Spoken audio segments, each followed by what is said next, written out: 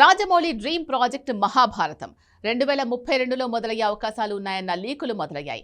ఇంకా వారణాసి పూర్తి కాకుండా ఆ తర్వాత రాజమౌళి ప్లాన్ చేస్తాడనుకున్న ఎన్టీఆర్ ప్రభాస్ సినిమాలు మొదలే కాకుండా అప్పుడే మహాభారతం పట్టాలెక్కుతుంది అనుకోలేం. కానీ ఇప్పటి నుంచి ప్లాన్ చేస్తేనే 10 భాగాలుగా ఆ ప్రాజెక్టు ప్లాన్ చేయడం కుదురుతుంది. ఆ హడావిడే ఇప్పుడు కనిపిస్తోందా? ఇంతకీ ఎన్టీఆర్తో రాజమౌళి తీసే సినిమాకు ప్రభాస్తో ప్లాన్ చేసిన ప్రాజెక్టుకి మహాభారతం మూవీతో ఎలాంటి లింకులు ఉండబోతున్నాయి?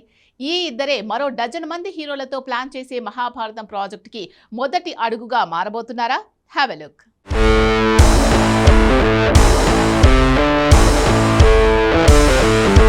రాజమౌళి డ్రీమ్ ప్రాజెక్ట్ మహాభారతం 2032లో మొదలయ్యే అవకాశం కనిపిస్తుంది. ముందు వారణాసి జూన్లోగా, టాకీ పార్ట్ ఆగస్టులోగా ప్యాచ్ వర్క్ పూర్తి చేసి పోస్ట్ ప్రొడక్షన్తో బిజీ కాబోతున్నాడు రాజమౌళి.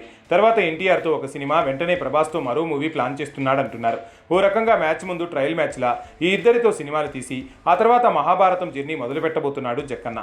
ఎన్టీఆర్ ప్రభాస్ని మోడ్రన్ భీమా, మోడ్రన్ కన్నగా చూపించే వేరువేరు కథలు చెప్పి వాటితో మహాభారతానికి ఉన్న లింకుతో అలా ఆ కావ్యాన్ని మొదలు పెడతాడు రాజమౌళి అనేది కేవలం ఫిలిం నగర్ సర్కిల్లో స్పెక్యులేషన్ మాత్రమే.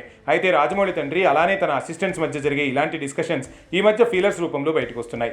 ఇవి లీకులు అనుకోవాలో లేదంటే ఇలాంటి ఇన్ఫర్మేషన్ బయటికి వెళ్ళినా పర్లేదనో విజేంద్ర ప్రసాద్ టీం లైట్ తీసుకుంటున్నారు. కానీ రాజమౌళి 2040 విజన్ మాత్రం బయటకు వస్తుంది. ఏడాదికో సినిమా, అలా 10 భాగాలుగా మహాభారతాన్ని తీయాలనేది రాజమౌళి డ్రీమ్. అప్పుడెప్పుడో ఇదే విషయాన్ని చెప్పేశాడు రాజమౌళి. ఇప్పుడు అదే అప్లై చేయబోతున్నాడు. నిజంగా ఎన్టీఆర్తో ప్లాన్ చేసిన మూవీ తనని మోడ్రన్ భీముడిగా, రెబల్ స్టార్ని మోడ్రన్ కర్ణుడిగా చూపిస్తే మాత్రం 2027లోనే మహాభారతం మేకింగ్ మొదలైనట్టు. వాటితోనే మహాభారతానికి ఓ రకంగా తలుపు తెరవాలనుకుంటున్న రాజమౌళి ఈ పాత్రలతో 2 సినిమాలు తీస్తే అవి కూడా తన డ్రీమ్ ప్రాజెక్ట్ అయిన మహాభారతంలో భాగంగా వచ్చినట్టే. సో సూపర్ స్టార్ మహేష్ బాబుతో రాజమౌళి తీస్తున్న సినిమానే చివరి రెగ్యులర్ మూవీనా?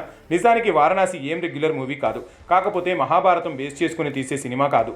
కాబట్టే వారణాసి తర్వాతే రాజమౌళి అసలైన డ్రీమ్ ప్రాజెక్ట్ జర్నీ మొదలయ్యేలా ఉందనే ప్రచారం మెల్లిగా ఊపందుకుంటోంది.